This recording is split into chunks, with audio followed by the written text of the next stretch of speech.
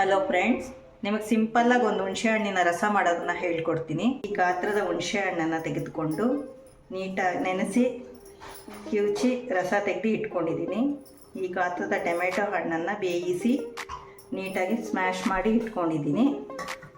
ಒಂದು ಬೆಳ್ಳುಳ್ಳಿಯನ್ನು ಈ ಥರ ಚೆಚ್ಚಿ ತೊಗೊಂಡಿದ್ದೀನಿ.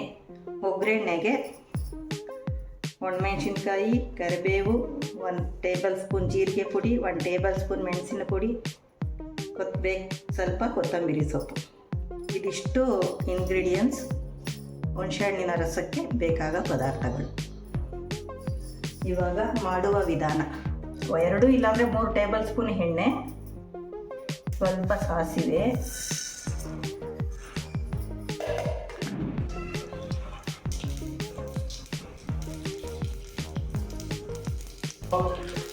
ಈಗ ಸ್ವಲ್ಪ ಒಣಮೆಣಸಿನ್ಕಾಯಿ 1, 2, 3. ಅದು ಹಾಕಿದ ನಂತರ ಕರಿಬೇವು,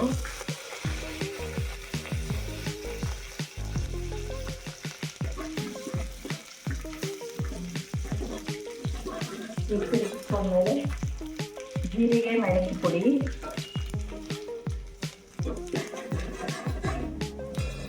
ಆಮೇಲೆ ಲೋ ಫ್ಲೇಮ್ ಮಾಡಿ ಹೆಚ್ಚಿಟ್ಕೊಂಡಿರೋ ಬೆಳ್ಳುಳ್ಳಿ,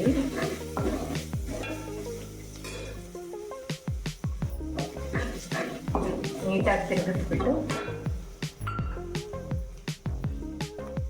ಹುಣಸೆ ಹಣ್ಣಿನ ರಸ ಕಲಸಿಟ್ಕೊಂಡಿರ್ತೀವಲ್ಲ ಅದನ್ನು ಹಾಕಬೇಕು.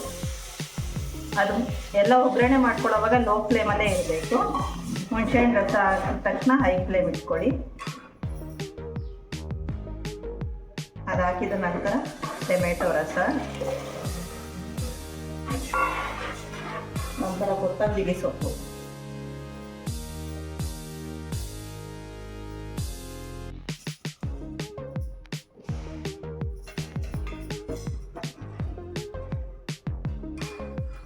ರುಚಿಗೆ ತಕ್ಕಷ್ಟು ಉಪ್ಪು,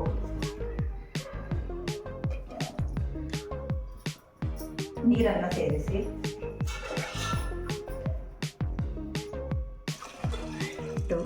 3 ಗ್ಲಾಸಸ್ ನೀರು.